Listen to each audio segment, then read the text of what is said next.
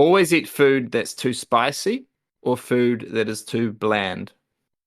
So by definition, when you use the word too, well, TOO, it means that it's like overdone it, right? Like it's more Yeah. spicy than your handle, more spicy than you would like. So now I'm a guy that likes spice, and so my instinct is just to say too spicy. However, I don't know what the repercussions will be from always eating spicy food. Like that's going to do some damage to your stomach, I think. It's probably not super healthy for you to continually eat spicy food. But man, the cringe at having stuff that's too bland all the time. Like, I feel like the wise choice is saying too bland, but my heart wants to say too spicy. Or my tongue, I guess. I guess it depends like what you're able to handle in terms of spice. Because if you can't handle much spice, maybe too spicy is the right option because you're not going to be damaging your stomach. But if you like have like a massive level of tolerance, then you're going to be going off the charts, right? I think I would choose too bland just because I think when it's too spicy, like it'd just be hard to eat very much. I don't know if you manage to eat enough to like sustain yourself, right? Yeah. Because it's just like you'd have like a mouthful and you'd be like, oh my goodness, I need to drink some milk. And someone hands you a banana, and then you're like, all right, I've got to get out my chili oil and dip this thing in the chili oil because of the stupid podcast that made me do this thing for the rest of my life. So, like, there's going to be some food that's just going to taste absolutely whack because it's spicy. So in Italy, I had a number of friends who actually would take a pot of like really hot chili powder around with them wherever they would go. And so they would just add it to their meal. Like they'd come to your house for lunch or something and they'd pull out their pot of chili powder and just like add it to their pasta or whatever. It was Was that pretty whack. considered rude? Like, I know that in some cultures, if you kind of like ask for salt or pepper, I mean, a more egregious example is in New Zealand, sometimes like asking for tomato sauce or ketchup and adding it to like a nice meal is kind of like a little rude. I don't think salt and pepper is, but maybe some cultures it is like that, kind of saying how you've seasoned this isn't to my taste. What do you think? I think in that context of like chili, like spice, like chili flakes, basically, these people they were like often chili flakes of like a breed that they'd grown themselves or that they'd bought from a specialized shop, and it's something that like you couldn't buy at the supermarket, and it was a lot spicier because their level of spice was just completely different to the rest of society, basically. So I think in that context, it wasn't so bad because it was like they are an outlier. They could ask you for your chili flakes, but it's not gonna like even if you've got chili flakes in your house, it's not going to be spicy enough for them. So I don't know. I don't think anyone was offended by that. Right. But it's, generally, at least in Tuscany where I was living, there's not that much spicy food around. And the stuff that is spicy isn't that spicy if you're used to spicy food. But there were specific people who were from Tuscany but really loved chili, and so they had to kind of make it their own little passion, if you know what I'm saying. So yeah, had to take it around with them. I'm just trying to figure out how to define too bland. Like bland in itself is already like what flavorless essentially, right? Like Yeah. Yeah.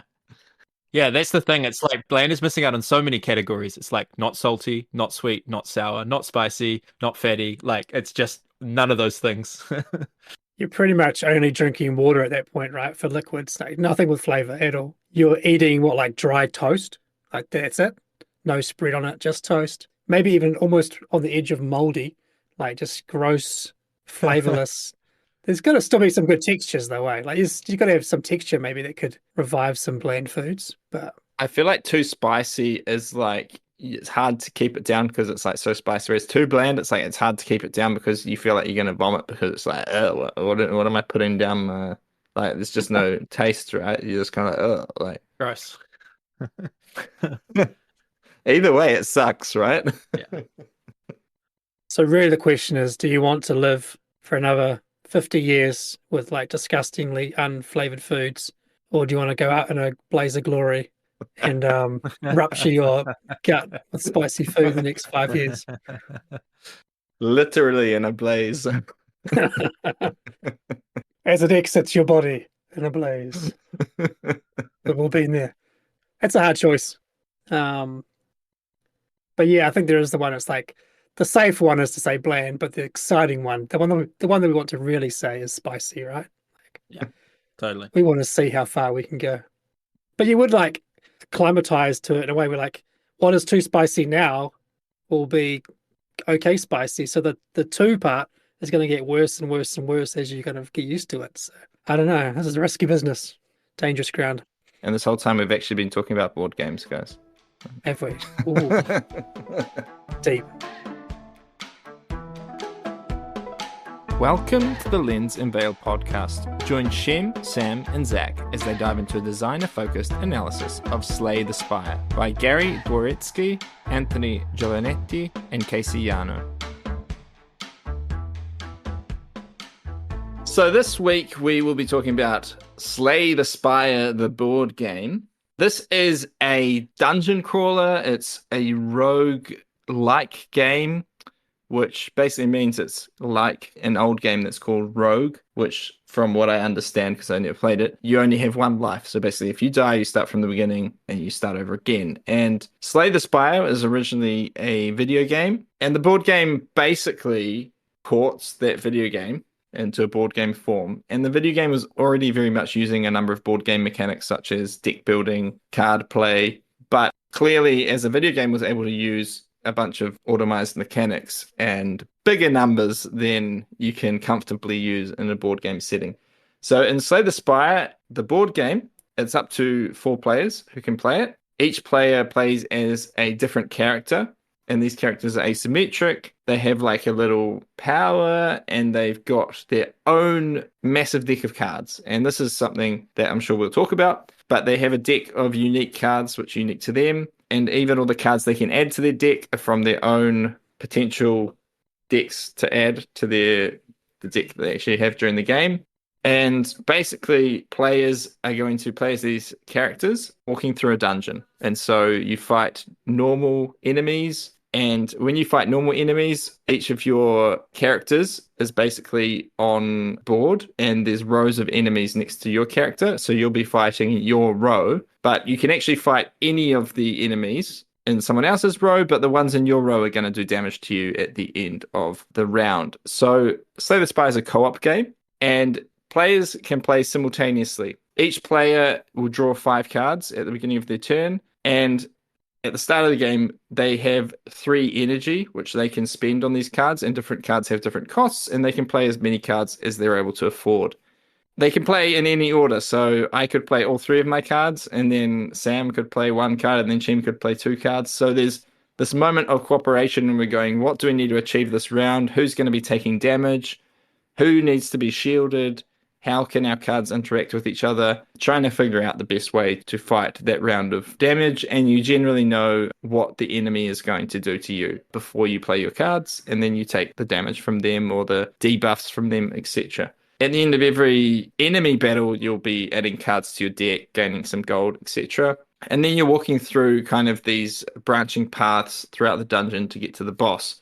There's a few other rooms that you can be in apart from normal enemy battles. You can enter these kind of like mystery rooms where you read a card and there's various options which can be both positive and negative. There are shops where you can buy cards or buy relics, which are basically items which buff you for the rest of the game, or buy potions, which are kind of one-use items, or remove a card from your deck to kind of slim down your deck, as it's kind of a form of deck building, this game. And then there are also chest rooms, which allow you to pick up a free relic. There are elite enemies, which are kind of like mini bosses, and if you defeat them, you'll gain a relic. And then there's also campfires, which allow you to heal up or to upgrade your cards. Now, this is a very cool aspect of the game, is that all the cards are sleeved and they're double-sided, and all of the cards can be upgraded. So you're not only adding cards to your deck, but you can later on upgrade those cards and make them better. So you arrive at the boss, and that's how you finish a level. If you defeat the boss, you gain a boss relic, which is an even stronger relic than the others. So Slay the Spire is made up of 3 levels like this. No spoilers. And once you've finished the 3 levels, you've won the game, and you can start over again. And that's all there is to it. It's basically running through these levels. If you die, you have to start again. You can't refight that boss. You can't refight that engagement. I mean, you could, but that's not the rules of the game. We never did that. We never ever did that. Yeah. Yeah. Cough, cough. As soon as one person in your team dies, you lose the game. So how about we start off talking about the asymmetry in the game. Asymmetry is something that Sam loves and generally loves to talk about. So this is a game with asymmetry. There's 4 different characters. I think there's an expansion coming soon that'll add even more characters. But an interesting thing is that each of these characters has their own unique deck of cards, not only their starting deck, but also a huge amount of unique cards that they can add to their deck. And you're not even going to see all of those cards in every run through the game.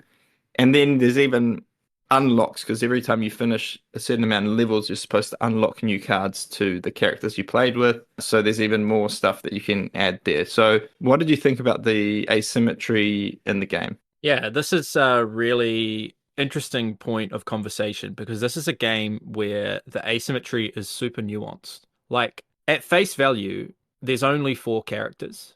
And so there's a lot of games like this. You know, I'm thinking of Eon's End as an example, where it's a co-op deck building game that's a boss battler that has asymmetric player powers, right? That's a comparison.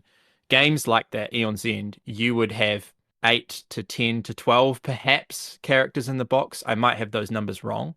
So at face value, 4 characters is not a lot of breadth or depth, perhaps. But the really interesting thing you say, well, what you said basically was that players have these massive decks of cards. So I'm looking here at the rulebook, and the Ironclad, it's not a spoiler because it's in the rulebook.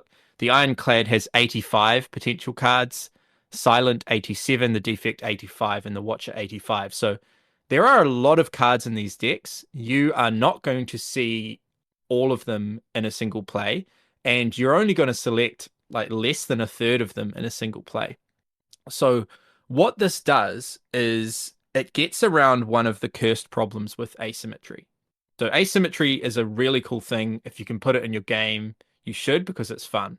And the reason why it's fun is players get to feel unique. They get to be excited about their special powers, and they get to look at other people's special powers and be like, what? You can do that? But one of the problems that asymmetric games have is that they can become really prescribed. Like a character will have a certain strength and a certain weakness, and therefore they should adopt a specific play style, and that can become rote. And in a sense, some games do this where it sort of feels like you're playing the way that the designer told you to play, and you're not really getting to express yourself fully and have as much agency as you wanted. So you get this really cool feeling of these unique, game-breaking, cool things that you can do. But the problem with it, on the other side of that coin, tends to be that there's a loss of agency, perhaps. There's a kind of a prescribed way in which you're supposed to go about playing the game. And you feel sometimes if you don't lean into your player power, that it isn't a viable way of winning. So there are some games where you're given agency to do what you want, but you really should lean into your personal objective or the things that your character does well.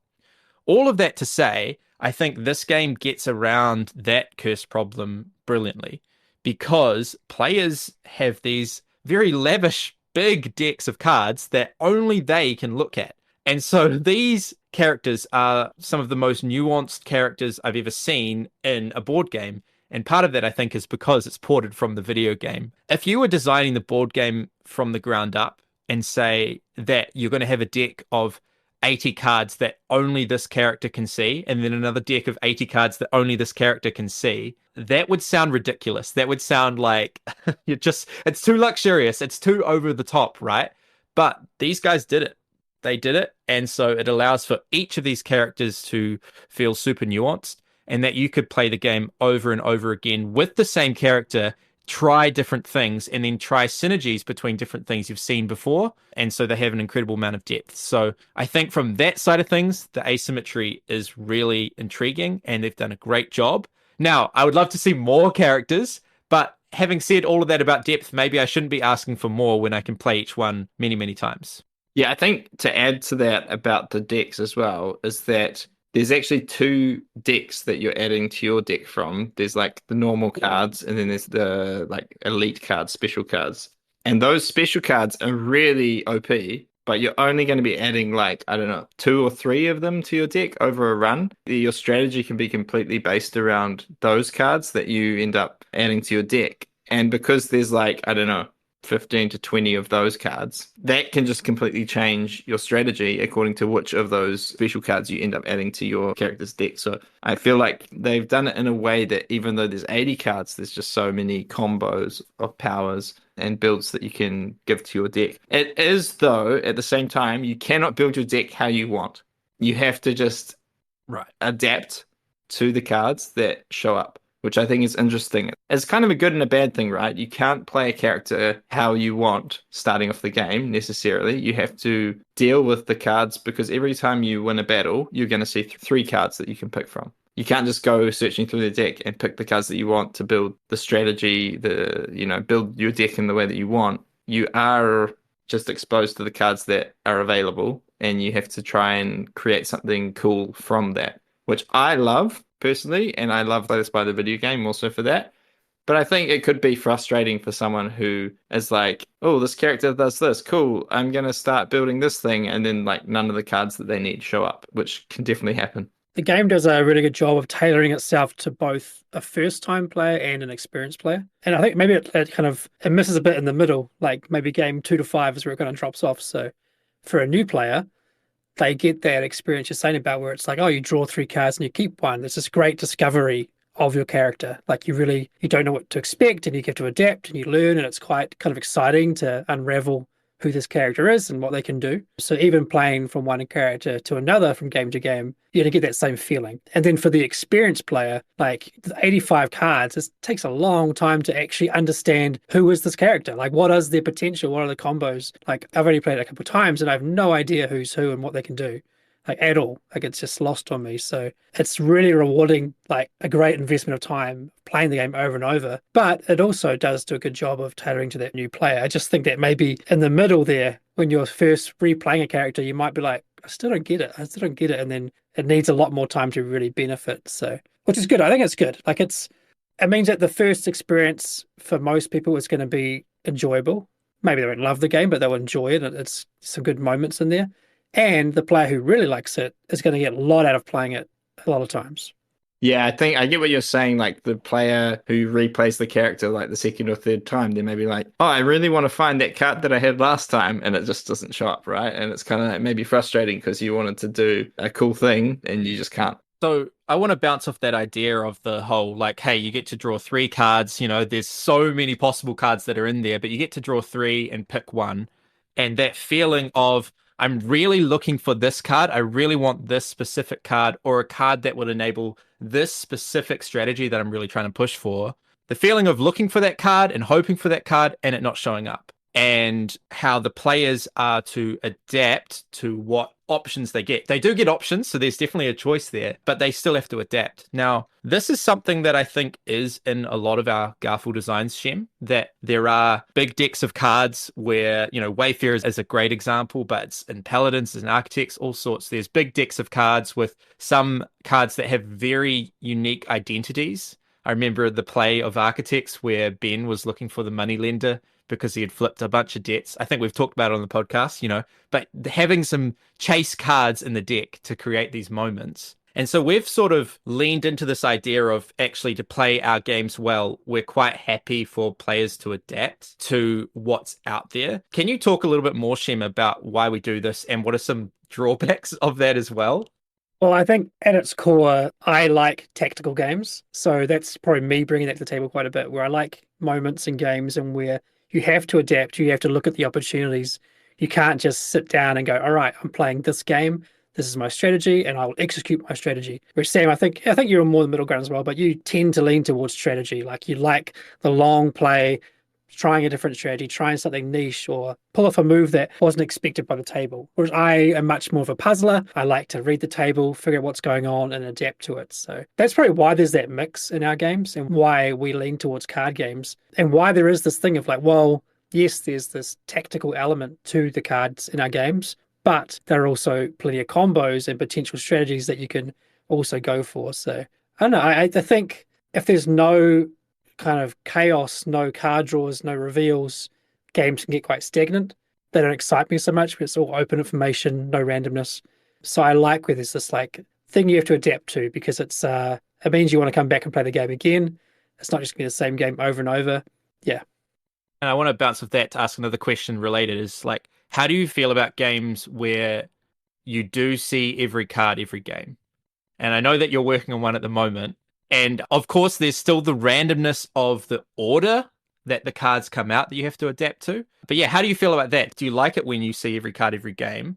Or when do you choose to do one decision over another, I guess? It depends on the game, right? Like architects as an example, you don't need to see all of the apprentices because no one's going to hire all of them. So that's just adding variability, really, and mixing up the opportunities that players have from game to game.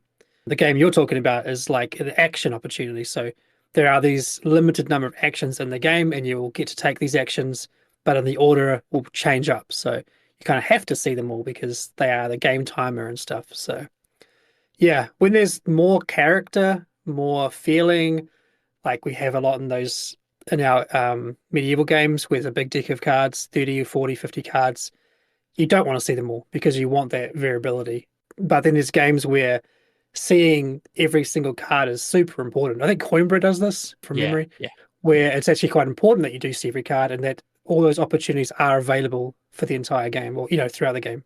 It's just a crazy thought that like you might design a really cool card or a really amazing ability that you think is just so fun for the game, it's so good for the game, and knowing that it could just sit there at the bottom of the deck unseen for 3 plays in a row or something. Like you are shuffling the deck each time. But like that's such a crazy idea that happens in games that we design. But we're quite happy for the absence of stuff to also be an element of the game. So you notice the fact that, oh, this person can't pursue a black market strategy this game because it's just not, available with the apprentices or whatever. I think this sort of style of having the tactical play, another thing it does is it makes games a bit more even, right? Because if you have people that are real experts at a game and you have a new player who learns the game but kind of understands games as good at gaming, they can just play almost at the same level of that expert just by reading what's on the table and figuring out what's the best thing for them to do, right? Some of these games that are completely based on strategy where you can plan out your whole game, there's just like no comparison to someone who's played 10 games to someone who's playing their first game. They may as well just not play together, right? Because it's just going to be wiping the floor with that new player unless they purposefully play badly. And so that's a real strength of kind of the more tactical based games, is that you can get a wider group of people, a wider group of skill levels at the table and of experience, and still have a fun, close game where everyone feels like they've got a chance to win, and where you can have surprise winners as well. So I think that's a strength for kind of our audience, right? We're making games for gamers, not for sports players, if you know what I'm saying. We want people to be able to have fun, show the games to new people, get their family around the table to play the game, be open to as wide a group of people as possible, even though generally we're making games for more hobby gamers, expert gamers. But yeah. Yeah, we very much lean towards like encouraging repeat plays of our games. And the downside is that sometimes the first play might not be the best version of the game. So, and Slay the Spire is the same, right? It's very much at the mercy of the card draws. But there's so much variety in those decks of cards that you are building from. Then, I can't speak to it because I haven't looked at all the cards, but I presume there's cool opportunities everywhere to be found. It's just how you adapt to them. So, and we'd hope that our games do a similar thing, but there's always the chance that maybe just the bad combos come up, the non-fun combos come up, I guess you could say, like nothing really synergizes. And we've said it before, bland comes into the conversation. And you might just give a bland experience of the game where you didn't get to see the cool stuff that we baked into it. This actually makes me think of SETI. I'm going to compare and contrast with SETI because we had this thing with SETI where the first few plays, we played the game and we're like, what is this alien going to be? We have no idea. We have not seen them all. And we have this moment of exploration and of surprise that the game offers us when we reveal this alien. We learn this new rule set. It's really interesting. But then we realize that we've robbed ourselves of that future surprise because we now, in future plays, we now know what that alien does. Oh, it's just the axolotl friend or whatever it's called. And it's really cool. I'm not saying that they shouldn't have done that in the game, but it's kind of like this thing where you can only have that moment of surprise or exploration in the first few plays. And then once you've seen it, you've seen it. And so That's why legacy games are a thing, because they can keep adding something new to the table until you're done, and then you throw it away.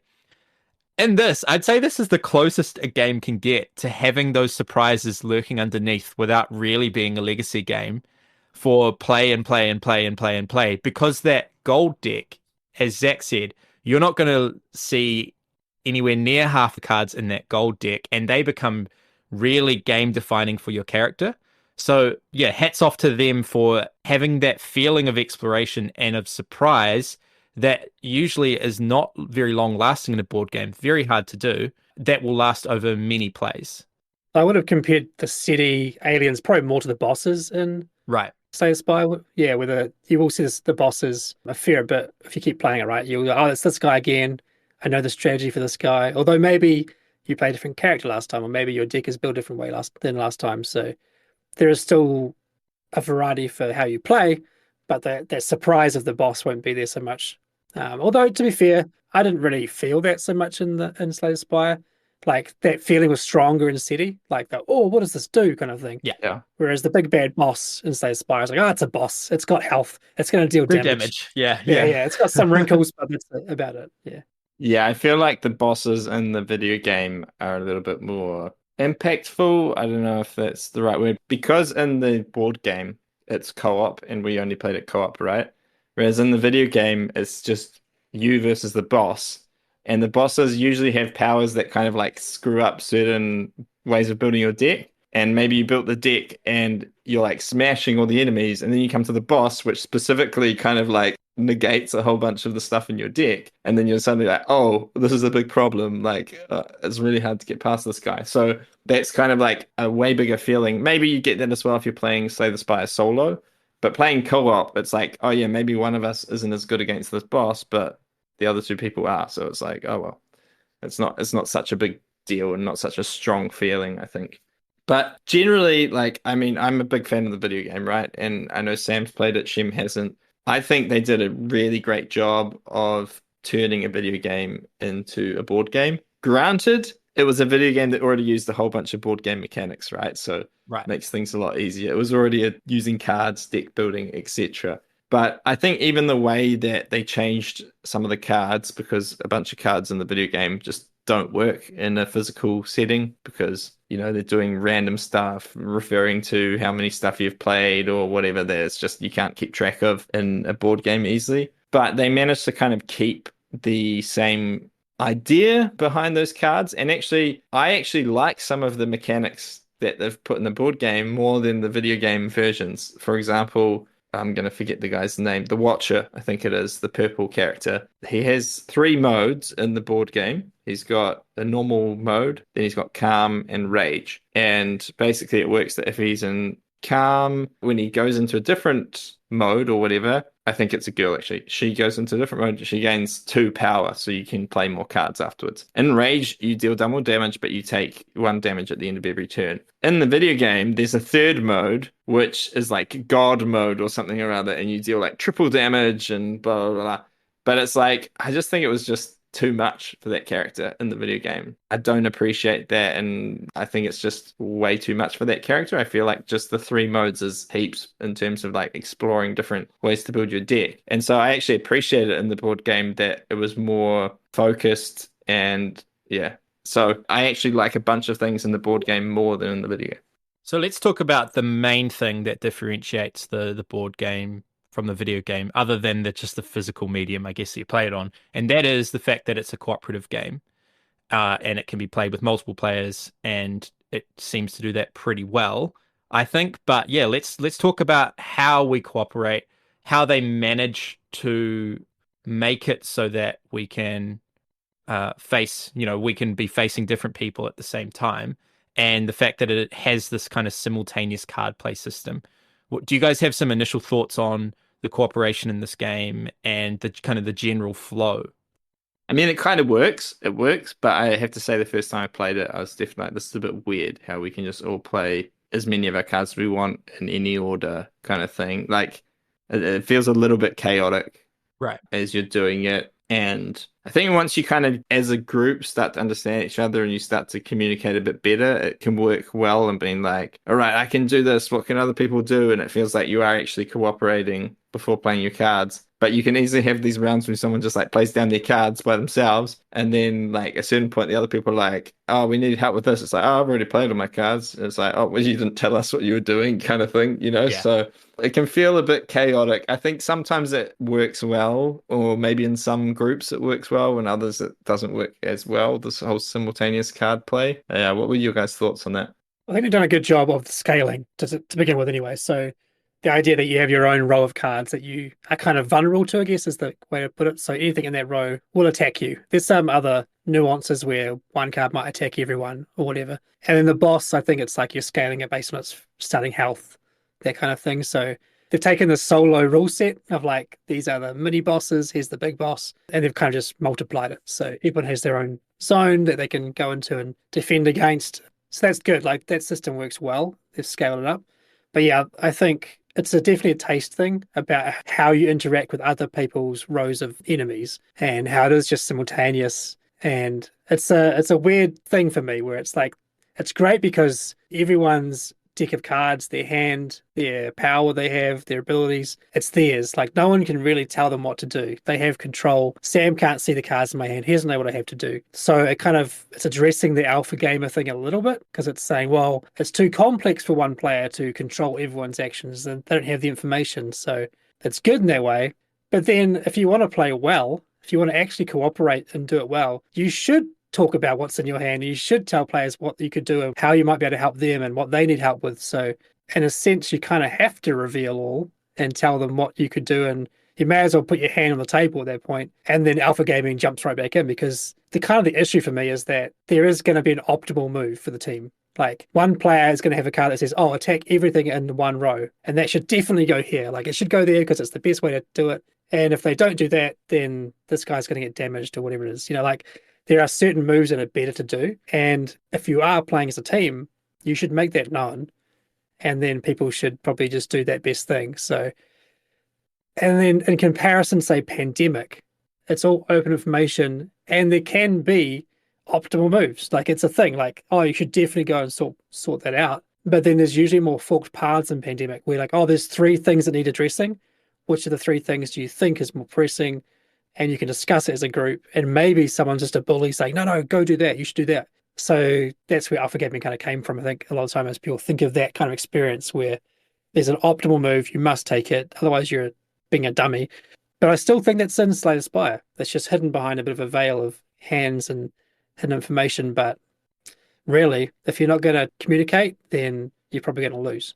So there's a lot to unpack there because I think there's some really interesting discussion points. But what I just realized from that was perhaps one of the differences between this and pandemic is you do have a die roll in this for sometimes the enemies might do something different based in the die roll. And you do have the uncertainty of your deck, but there's not really a lot of uncertainty as to what the enemies are going to do. And so you can see quite far into the future that, okay, they're going to do 5 damage this round. You move the cube down. Next round, they're going to do 8 damage. They're going to stun us, And so there's none of these moments where you're like, oh, I'm just going to do this thing and hope. Whereas like in pandemic, you're like, if I go this way and this card shows up, it's going to be great. If I go this way and this card shows up, it'll be good. And so you're kind of given permission to just go with your gut because there's an uncertainty that you can't fully possibly know what's going to happen. Whereas in this, there's sort of more of an urgency to make the right play because we can see so far into the future. There isn't as much uncertainty there. And I think that is, I don't know, it's just a really interesting thing that maybe actually uncertainty is helpful for the alpha gaming problem, for kind of maybe making it not so prevalent or strong. Yeah.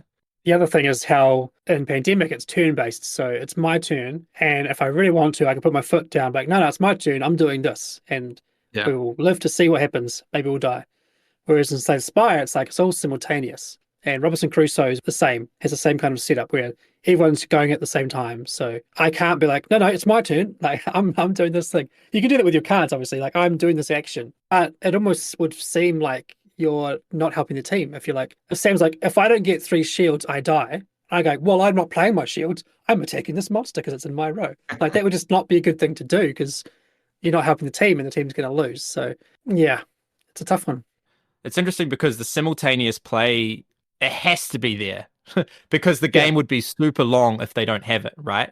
If we all take turns. So it's kind of like a necessity, which seems to work kind of well. But if we are to play properly, if we are to try and maximize our potential of winning and really try hard the game, then it ceases to become a simultaneous play experience in a sense, because we need to figure out, as you're saying, what we're all doing in the right sequence. And so in that sense, it kind of becomes a little bit turn-based and it creates the problem that it's trying to solve, right?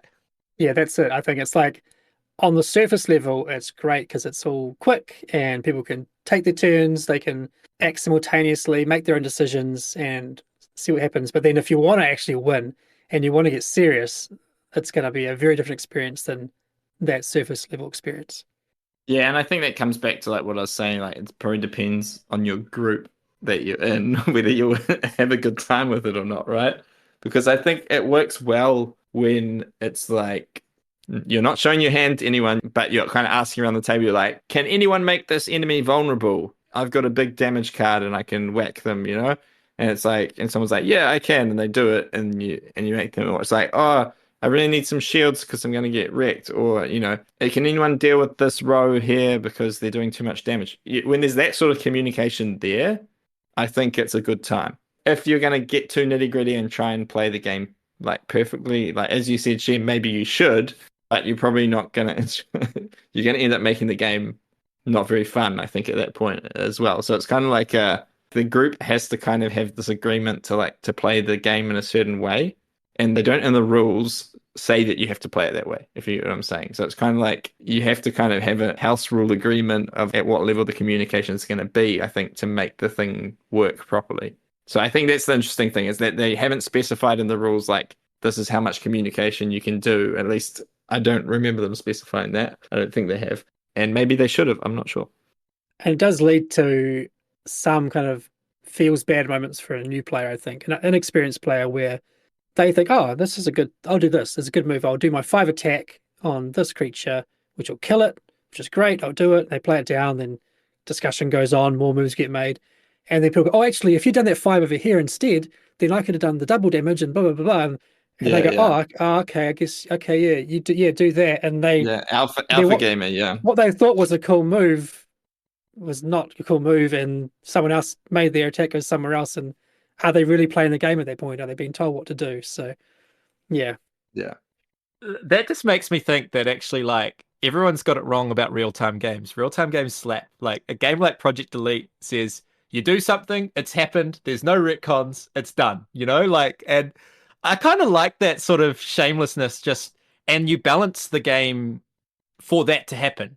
You balance the game for people to make mistakes, and when things are done, they're done. And I'm thinking of another game that I'm really excited about by the Badges of Mars as well. Like, it's kind of balanced in such a way that, hey, you're going to make mistakes. Yeah, no takebacks, but that's just part of the game. And people kind of feel empowered to make mistakes. Actually, no, it's done. You can't tell me not to do that thing. I've already done it. It's locked in. It's part of the timeline. Does Project Elite have kind of time pressure though? Because I feel like you need time pressure at that point, right? Because otherwise people just go, let's take as long as humanly possible to figure out all the possible things we could do and which is the best order to do them in. So you need to have that real time with time pressure, right?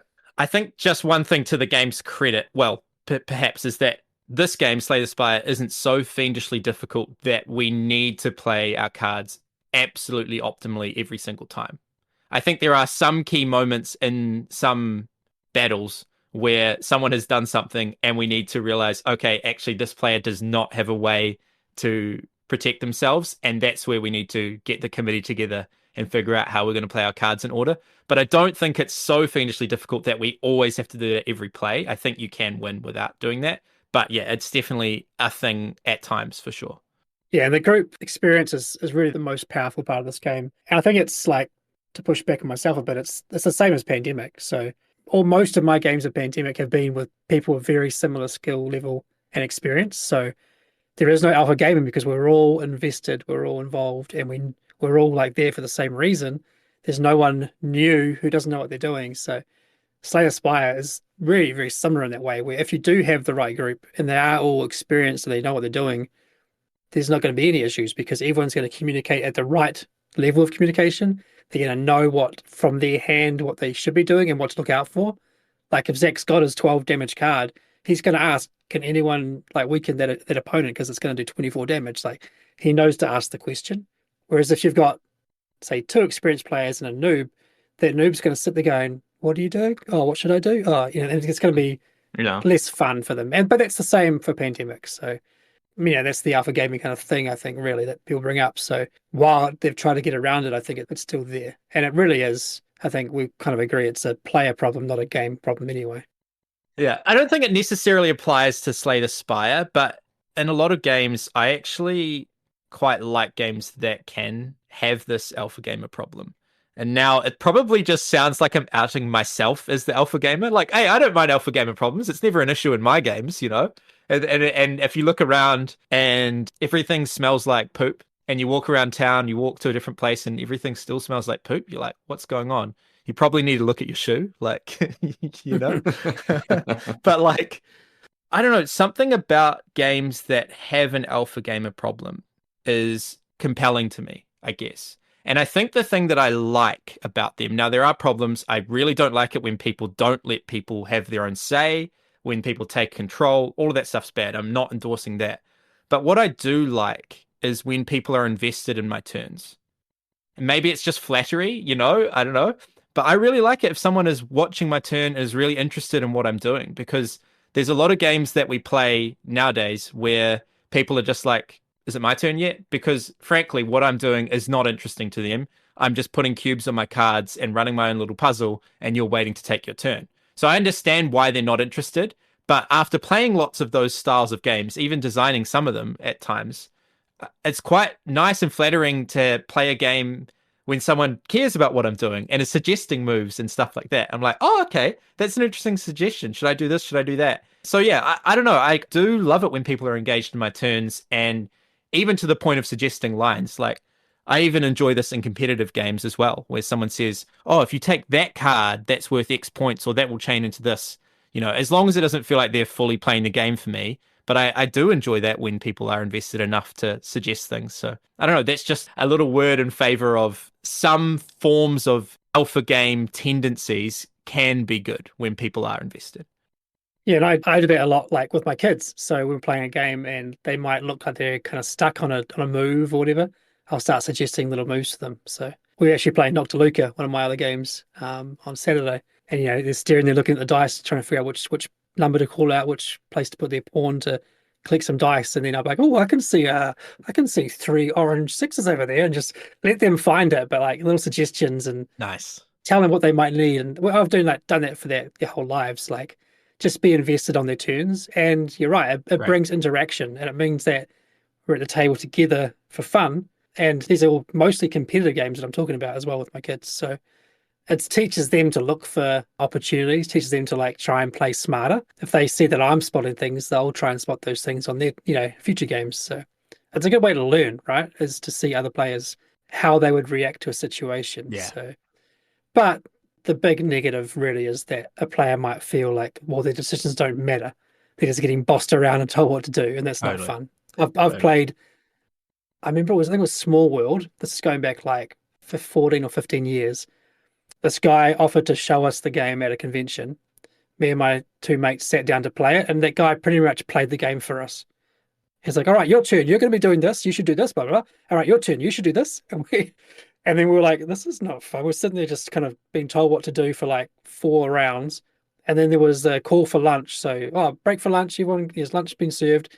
We just didn't go back to the table. We're like, we're not going back to that table. That is such a Kiwi way. Don't tell him, like, just leave. Yeah. So that's not fun. Funny.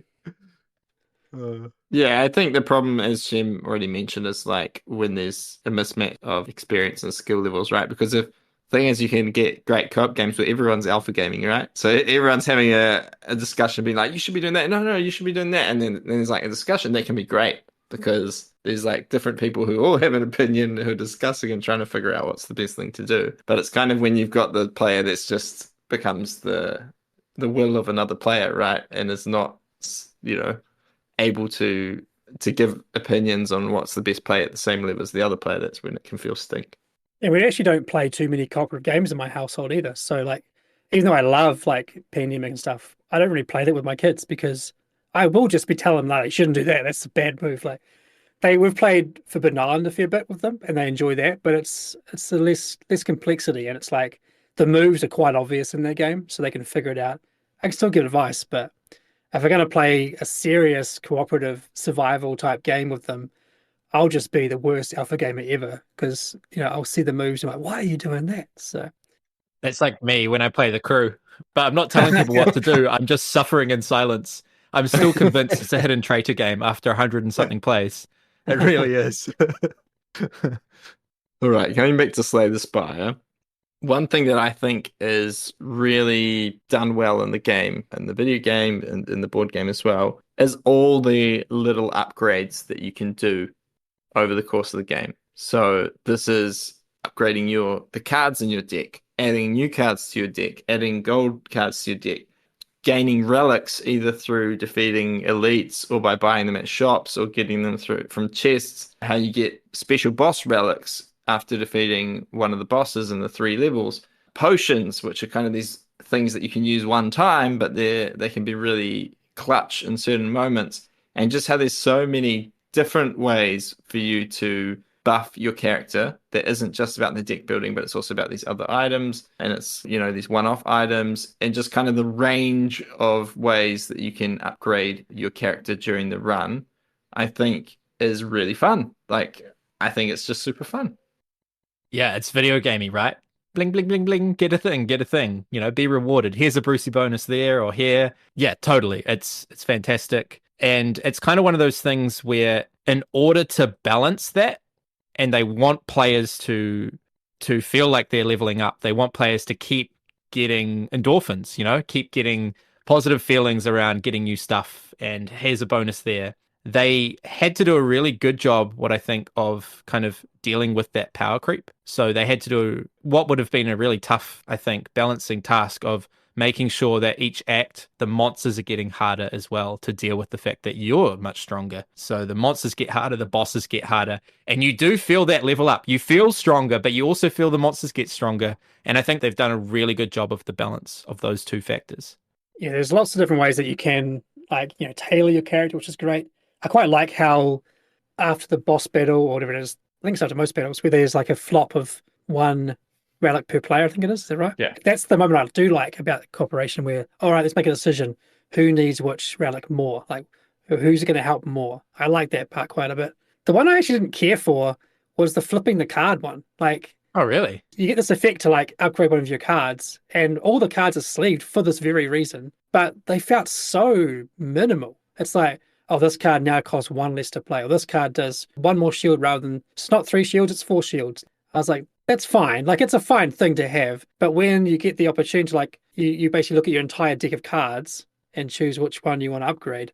It's like, well, that's a lot of information to try and figure out. Like, I have to look at all the backs of all my cards to make a good decision. Like, you start to go, once you've done it a few times in the game, you realize, oh, I'm not going to upgrade that card because it's not worth it. But I just sat from a feeling point of view, usually that decision was like, I guess this one. Like, it's not that exciting, but I guess this one. There's never like this moment like, oh, that's amazing. That's going to be so cool for my next fight. But I do understand that if they were that amazing, they'll probably be broken and like they'd be too strong. So getting a new card is a far better feeling than upgrading a card, as far as my experience went. But just based on like the componentry and the usability, so the fact that every single card is sleeved for this very reason, and that when you have to do it, you get to look at every single card and you want to see what's on the back of them. So unsleeve it, look at it, put it back in its sleeve, just to get 1 discount on your power on that 1 card. So that's a lot of like extra fluff just for like nothing much. So like if that was gone from the game, I wouldn't miss it, to be honest. Yeah, it's so true. I just like do not have that perspective because I played the video game, so I just expected that to be a thing. But like it's real hard for me to look at it with kind of untinted goggles, right? And I think you make a really good point about like how much effort they went to for these card upgrades. I do agree that like I think sometimes there's really good upgrades, but like 80% of your cards, you're like, oh, I don't really care about that. Like, I don't really care about upgrading that. So I did find that as well. But I think there are a few that it's really worth upgrading. What I think is interesting about the upgrading is that you often do it on a rest site. So you have this decision between either healing up some health or upgrading a card. And I think that's quite an interesting It's not a decision. Disagree. It's not a decision at all. Man, flipping those cards is catnip to me. I'm always going to flip those cards. I'm never going to heal. Make the team shield me and heal me. I'm not going to flip and sit there and get 3 health when I can flip a card. Sorry, not an interesting decision. But it still is an interesting decision, especially when you're about to die. But you have to make this decision about getting more powerful or having more health. I think in general that's like it's a good decision to be like, do I power up or do I just try and have more health to survive this level? And when you get to a new level, you heal up to full. So you could be making a bad decision because maybe you fight the final boss and you finish with like 4 health left. You're like, well, I didn't need that extra 3 health, did I, Sam? I could have upgraded another card. Yeah, exactly. Here's the spiral that I go through, right? So 3 health seems a little stingy for doing something like not doing the cool thing. Like, here's a cool thing, take the card out, flip it over. It's stronger for the rest of the game, the rest of your run. And I agree that each individual card is not crazy, but the cumulative effect of having a bunch of flip cards, you start to notice like your energy costs coming down and things like that. But here's the thought process that goes through my mind. Okay, I could gain 3 health, or I could flip this card, which gives me 2 more shields, something like that. I'm like, well, 2 shields could be like 2 health in one combat, and then it could come around again in that very same combat, and it's already paid off more than the 3 health, right? So I think upgrading the card is better. And then I see, oh, but I could upgrade this card. So I've made the decision to upgrade a card. I'm gonna, I'm definitely gonna do shields. And then I see the opportunity to upgrade a different card. Oh, I might do that. And that's how we do it. That's how we die. And then the team has to shield me. And then Shem gets annoyed about the simultaneous play in the game, how he has to constantly shield me. Oh, there we go.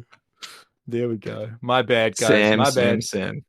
That's the game in a nutshell. There you go. It's just playing with me that you don't like. I understand. Nah, not at all.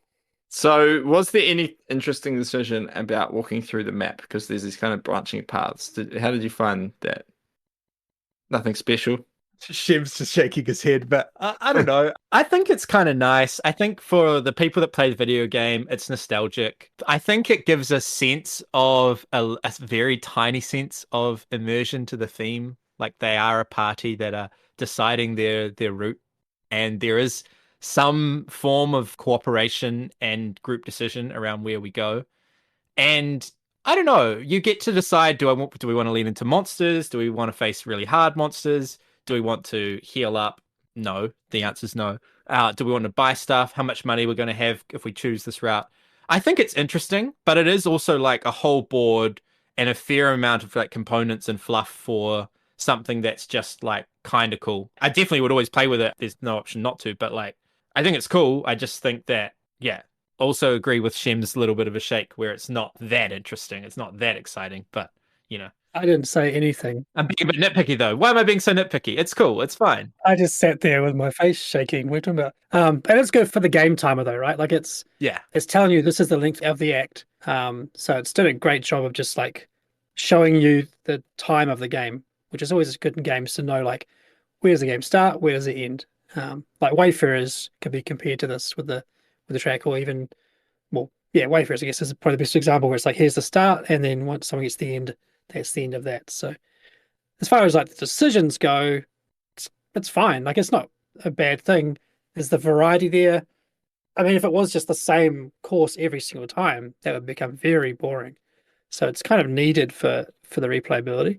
But yeah, it's just you just kind of pick the path that feels right in the moment, really. So it's fine. It's a good like another nice little moment of cooperation, which this is the stuff I do like about the game for the cooperation, where there's the decision to make at a certain point, and as a group we discuss it. Yeah. Whereas the other stuff I talked about already is like kind of not happening at the right moment. So I like these moments of decision making. One thing I don't like is when you get to those campsites things where you can spend money, or the markets, whatever they are. The market, yeah. Where suddenly, let's start buying some things. And suddenly all our money is everybody's money. Yeah. It's like, well, I thought I earned this money, and I can now, again, it's another opportunity for alpha gaming where someone's like, no, you should give all your money to this person and they should buy this relic for them because that's the best thing to do. So I kind of wish the money was like only yours in that moment. So it's your responsibility to like use it wisely. Yeah. Us rule. And then we're never ever attacking your pickpocket. Yeah, we'll let him rob you.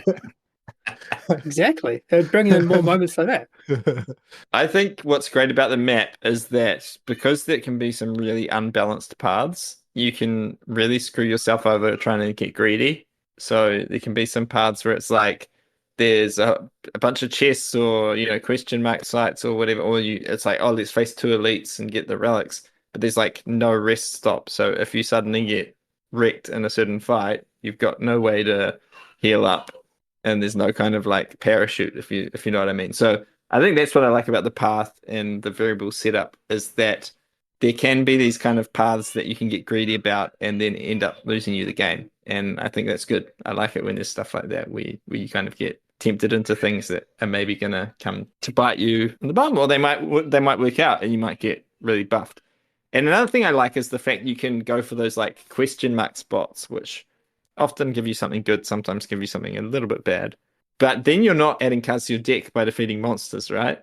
So then you might be like, oh, sweet, we've made it through the path. And then you fight the boss and you're like, man, I got no good cards in my deck. That's cool. So there's like these kind of interesting decisions about like what sort of things you want to encounter and how many cards you need to add to your deck over the course of the run to be able to defeat the boss or whatever. So because we didn't play the game that many times together, I've played it a couple more times with my brothers, but every time you get through a certain number of bosses, you basically are going to tick some boxes in the rulebook and unlock new cards for the characters, unlock new difficulty levels and stuff like that. So actually the game has a whole bunch of stuff you can unlock, and we're not really qualified to talk about that because we didn't play it enough, but I think it's cool that this game is saying you can just keep playing this game for ages and you're going to get new stuff, you're going to get new variety coming into the game, you're going to get new enemies, you're going to get new cards coming into each of the decks. I imagine that the unlock cards are added to those starting 80 or whatever. I imagine that's the starting number, and then you unlock the new cards on top of that. So yeah, I think that's a really cool thing to have in a game where it's not like legacy, so you're not chucking stuff out or anything, but you're just slowly adding more content so that the content that there is at the start of the game isn't overwhelming. And I feel like this is the style of game where you can do that in a really good way, right? Maybe we should do it in Euro games. It's like once you've played this 5 times, you can have these new cards into your deck. It has been done. Was it Boone Lake? No, it was Maracaibo or something. Did that? Yeah. Not sure if it landed that well, that part of it, but yeah, it's an intriguing idea. Yeah, there's plenty of campaign games, like the big ones like Oathsworn and so Aeon Trespass and stuff, even like Gloomhaven and things where like you could play it once or twice the first few scenarios, and so it's going to be a big learning curve to get into it in the first place. But you can play it a bunch and you won't really know the full scope of the game. Like you'll be like, I played it, I didn't like it, but maybe there's more to uncover, but I can't be bothered playing it that much again to find out more. Whereas Slay the Spire, you kind of get a grasp on the first play. Yeah. That's kind of what I was saying earlier about how it's kind of servicing both crowds quite well. So you can just bust this off the shelf, play it, put it away, and it's a game. Like you played a game and you didn't miss out on anything. But the player who wants to play it like a campaign and play it 50 to 100 times is going to get more and more out of it as they play it. So yeah, did a great job of that. Yeah. And this is going to be a spoiler for those who haven't played Slay the Spire or haven't played it that much. But in the video game, once you complete the game with all 4 characters, you unlock a 4th level to the Spire. They just unlock you a whole nother level. It's a lot shorter than the other ones. But when that happened to me, I was like, wow, I did not know this was a thing. The board game also has that. So at a certain point, you get to unlock this 4th level. So I think that's quite crazy. Like, it's quite a crazy amount of stuff to add where the players aren't even necessarily expecting that, because they might play this game. They're like, oh, it's 3 levels. Cool, done. And then it's like, suddenly it's like, you can unlock this 4th level. To unlock the 4th level, you have to do certain things during your run, which essentially doing those things makes you weaker in a way. So it's like actually even harder to unlock the 4th level because you basically forego gaining benefits to gain these different keys to unlock the fourth level. But that's like the full clocking of the game. So I reckon that's a really cool other part of the unlocks that there are. But once again, it's a spoiler. So I hope I haven't ruined it for anyone. But I did say spoiler. I really like this game. I want to play it more and master a character because I don't feel like I've done that yet, and fully leaning into it. But I will say I couldn't finish this podcast without saying that I do think the game is too long. Like, I'm not someone who thinks that long games are bad inherently. I don't think they're bad inherently. I think if a game is long, then it just needs to justify the amount of time, like with the right arc, with the right kind of ramp to the game and stuff. And this does have a ramp to the game for sure, but you are also repeat playing the same cards, doing damage, taking damage, moving to the next thing. And so these plays were definitely too long for what I wanted from this experience. I think maybe 3 acts, though it works well in the video game, is probably too long for the board game format. And that's really the big negative for me to thinking about playing the game again is, and perhaps even doing a 4th act. Like, it's just quite prohibitive to get to the table for the kind of experience I want from this kind of game with semi-light deck building, cool cooperation, that sort of thing, level ups and stuff. I just don't think it's as epic an experience as the 3-4 hours it would take to play through. So that's just my negative. I wouldn't normally just come down on a game for being too long because I don't think that's inherently bad. But for this one, I don't think it justified the length of time. And I think to its credit, what it does do well is there's not very many, and I can't really recall them, frustrating moments in the game. Like moments where the game is just so annoying that you want to quit. Yeah. We're playing another game which will remain nameless right now, which is just like infuriating and annoying because of the rules. And we're at the point where like, do we even want to finish the campaign? Because it's just so frustrating. And that game, the time doesn't feel as much of an issue. Like Sam was saying with the time thing. So it's like, well, while this game can be quite long, it's not like painful and not like, oh, I can't, this is not fun. This is not enjoyable. It is just long. You're right. It's long, and it is quite repetitive, but you don't feel frustrated throughout the entire 2 or 3 hours, which I think is a good thing for it. Otherwise, there'd be some table flipping going on, I think, if it was that annoying to play. Yeah, I do agree. To give the designers a little bit of credit for realizing this, even though they didn't fix it, it does say in the rule book that it's recommended that you only play 2 acts in a session. I think that they realized this was a problem. Probably they should have figured out a way to fix it rather than just saying play the game in 2 sessions, right? If they'd found a way to either shorten the acts or just have 2 acts as the whole thing, or have shorter acts and have 3, I think playing all 3 acts, you're going to be kind of 3+ hours, right? Whereas 2 acts you can kind of do in 2 hours and it doesn't necessarily feel too long. But yeah, so that is a criticism. I love the game as well, but that is a fair criticism, and I kind of share that, where it's like it would be nice to be able to finish a whole run in a game session. And like I had my brothers over to play one night and we only got through 2 acts before everyone had to go home. And it's like, okay, well, we'll save our characters and try and remember what we had in our decks in 1 month when we managed to organize to play again. And it's not quite the same because like you were in that, you'd built up your deck, you knew what your character was doing, you knew what your abilities were, and we did end up playing again. We picked up our saved characters and we lost on the final boss. But imagine losing after 2 game sessions. yeah, I know. That's rough. It was still fun, but it was like a little bit of a disconnect because like when you're in the game, when you're building your character, you know what's in your deck, you know what you've got, and now it's like you have to restudy your deck. You're like, oh, what did I have again? What were my relics again? I'm like, what am I doing?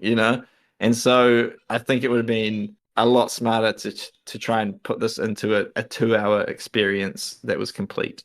Yeah, one of my favorite things about co-op games is losing, actually. I really like losing co-op games and then just saying, let's run it back.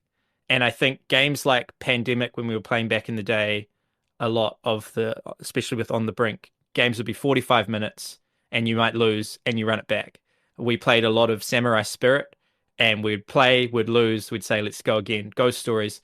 That's one of my favorite co-op experiences, is losing and then feeling like you're, as a person, as a player, you're leveling up as you play again, rather than just this character that you're playing, leveling up, leveling up, leveling up. And you don't get this feedback if you don't get to play again. So obviously with a game time like this, you can't have that experience. You can't come back on the second session lose, and then say, "Do you guys want to play again? Should we just set it up again?" Like, I just don't think that was happening, right?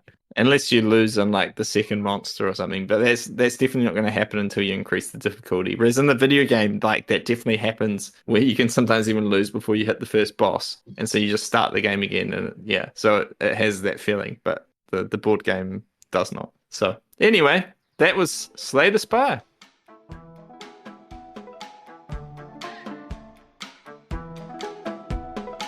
We hope you've enjoyed our discussion about Slay the Spire, but we'd love to hear from you. Jump on the Garful Games Discord and let us know in the podcast channel if you've played it and what you thought. What are your thoughts on alpha gaming? Is it a game problem or a player problem? And what are your favourite types of co-op games? Welcome back, everyone, to our draft of the top 200 games on BGG. This time, we are looking at games from 61 to 70. Now, already our list of screenshotted games is different from the games that are currently in this section on BGG, but we will be using the ones that we screenshotted when we started playing this draft. So, I'll just quickly read out the games, and then we'll have Shem banning one of these games, so none of us can pick it. Then Sam will pick first, me second, and Shem third. So the games this time are Agricola, Oathsworn into the Deepwood, Lisboa, Sleeping Gods, Obsession, Grand Austria Hotel, Pandemic Legacy Season 2, Blank Catacombs, Mansions of Madness 2nd Edition, and Solkin, the Mayan Calendar. Take it away, Shem. This is a tough one because I think if I ban anything I like, I'm left with something I don't like. So I kind of have to not touch the stuff that I want and hope you guys leave me something good. I have played all of these, and there is a range of tastes on these ones. I think I'm going to ban Clank Catacombs for reasons that will not be discussed. Okay. That's cool. Clank. I love the German name for it, Klong. Yeah. That just seems great. Good old Carsten. Gotta love that he renamed it to Klong. So none of these games set my heart on fire. Like, none of these are like absolute must-haves, though there are a lot that I like and respect. So I'm weighing up Zolkin. I really enjoy that game. It's a timeless game. It's still so good. We played it recently. Fantastic game design. Lisboa, a lot to sink your teeth into. Fantastic game as well. Very innovative, very unique, I want to say, like action taking and stuff like that. Some interesting player interaction, lots of layers.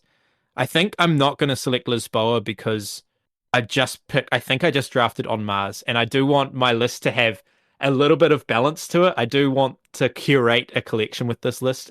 Even I don't want it to just be my isolated top game in each of these 10. And then there's the Agricola value. Like, Agricola, I think, is a game that I could really get into if I invested time into it. Like, I know that there's still a very vibrant and active community playing this game, and it's a game that just gets better and better the more you play. But I don't love it at this stage. I haven't played it enough, haven't invested enough into it to really enjoy it that much. And so I think I'm actually going to do a weird pick. I'm going to pick Sleeping Gods. Not that it's a weird game, it's a great game, but I'm going to pick Sleeping Gods for the balance of my collection. It's a very beautiful game. It's a story-driven campaign game that's co-op. And so I would love to play this game. I've got it, and I played through one campaign, and I'd love to play again with my wife. And so I could see myself playing this more and more. So Sleeping Gods is going to be added to my collection. And Shem is happy, I think. Oh yeah, there's two good options now. I thought you might take Sleeping Gods. Yeah, I've already played, I think, like about an hour of the game. But yeah, it's very intriguing for sure. I really like the system where I think there's cards or things that will happen where it says like, have you collected this tag, like this keyword. So I like there's like this massive depth to the game of exploration. Yeah. It's like a game design that's driven by art in a sense. Yeah. Like, there's just this massive sprawling map. And again, I haven't even seen half of it, you know? There's so much more there to explore. And I wondered about Oathsworn. I've not played that game, but I was close to picking it just based off hype and just what the consensus seems to be about that game. Have you played that, Shem? I have played it just one session, yeah, and it was good. But I mean, I've Yeah, I've got a love-hate with those kind of campaign games where Right. like there's lots of cool stuff in them, like King Death Monster as well, like really cool systems and ideas, but the commitment you need to really get the most out of those games is just too much. Way too much. For sure. Lifestyle games in a way. I'm feeling in a difficult position. The only game I've actually played off this list, apart from playing, I think, different versions of Clank, not this one, is Sulkin, which I played with you guys recently. And it's really good. It's really good. But I think I'm actually going to pick a different game that I haven't played. And I think it's a game that I don't think you guys have necessarily a huge opinion of. But it's a game I really want to try for the theme. Because, one of the things I really love is Jane Austen. Are you Jane going Jane Austen. Austen? Oh my Yeah, I am. goodness. I That's a love take. Jane Austen's novels. I love especially the old BBC Pride and Prejudice with Colin Firth. So good. I've rewatched it so many times and it's great. And so I will be picking Obsession just for the theme because since I've seen it, it was a game that I really want to try. I've never had the opportunity. And it's something a bit different in terms of theme and it appeals to me. So I feel like even though I think I asked you guys what you thought of it and you didn't necessarily like it that much, but I think I could like it quite a lot just because of the theme as well. So it might be a more enjoyable game for me. And I know lots of people love it. It's some people's favorite game. So there we go. Yeah, it's a well-regarded game. It's a well-regarded Yeah, for sure. game and it's a theme that I like. So I'm going to pick Obsession and I'm going to leave the door open. I imagine Shem is kind of weighing up like He's licking his Sulkin and Grand lips. Austria Hotel. I'm He not didn't sure. even expect I a feel like decision at all. Like, I know. what is this? Like, I'm wondering, like, is it time to implement a new rule where you can draft two? Like, I think we should do it this week. I think. Just No this pick week. gets two. Yeah. No, Lisboa and Sulkin are both fantastic games, but Lisboa is my baby. That's for sure. Like, of all the heavy games and VTL games, like this one is just the best of the best for me. I love it. It's so much to learn and teach. Like, I think I tried to learn it. I tried to learn it on the rulebook online and I gave up. And then a few weeks later, I tried again and I started playing it solo on TTS and I gave up. And then it actually came on. I think maybe I played one more time online, I can't remember, but it popped up on like a local buy and sell group for $100 New Zealand. So this is like 60 US dollars with metal coins and everything deluxe. And I was like, what the heck? I'm grabbing this. I think I had to wait like a month to get it because the guy was like, oh, it'll be available to ship at this certain time, but it's here, whatever. So I got it. I own the actual physical copy and it's beautiful. And then I was able to sit down at the table with the rule book. I think I watched like a rules teach like twice through as well. Even after playing and went back and watched the video and read the rule book again, just to really internalize the rules. And yeah, it's fantastic. I remember showing the game to Bobby Hill, and I think he has experience of me teaching the game, and I basically like was teaching for like half an hour. And then this moment, I'm like, all right, that's that half of the board. All right, now over to this half of the board. And it's just cracking up. Like, there's just so much to learn. Like, Yeah. but what I love about it, I'm just going to ooze over this bar for a bit, is on your turn, you play a card above or below your board. That's your turn. Like, it's so simple that I love how simple Asterisk. the interface is. Yeah. It's going to spiral into a million actions, but like, I love how simple the interface of your action is. Like, Yeah. you've got things like 3 cards in hand, and you're going to play one above or below. That's your decision to make. And then what that card has on it, if it's above or below, is going to spiral into a variety of actions that'll, interactions between players and all sorts of things on the board. The decision is insane. Like, your brain just burns trying to figure out like how this is going to work out. But it's fantastic. Like, it's just like a shining example of how to do a really big, heavy Euro. And it's going to put off a lot of people because it's just way too much. But I love it. Love it. So good. I really am impressed by the way that you fought with this game. You were determined to learn this game. You were determined to like this game, and you fought with it. And what you won from your hard fighting was a game that you really enjoy and love, and you shared with me, and it's great. So yeah, I really admire that. It's cool. And it was not for any kind of like reason to like I want to play all of VTL's games. Like, there's games I've played that I've just been lukewarm on or haven't liked or have liked but not loved. But Lisboa, just like for whatever reason, I think it's the graphic design by Tool, or it's like, and it's the theming is intriguing, and just the layout of the boards, everything just feels, I don't know, it just works well for me. So whereas other games like the Gallerist just kind of like, oh yeah, that's fine, like didn't really grab me, and Escape Plan kind of bounced off quite hard with the end game. So but this one It's like I knew I'm gonna like this. And I think it was the fact that I think I tried to play it during the first lockdown. So I was at home, couldn't go out, and I was trying to learn games on TTS. And the fact that I got a physical copy made a big difference. So actually now I own it. Now I can see it on the table and play it properly. So yeah. All right, that's enough gushing. So Shem's done, his list is done, and Zach and I are going to keep drafting games, but his one is finished. Yeah. The collection is complete. Done. Yeah, we'll let you draft the second game of this 10 if you stop drafting. Yeah. Oh, really? I might, no. Thanks for listening to the Lens and Veil podcast. This podcast is brought to you by Garfield Games. You can follow Garfield Games on Facebook, Instagram, TikTok, Blue Sky, X, and YouTube by subscribing to our newsletter at garfield.com or by joining the Garfield Discord server.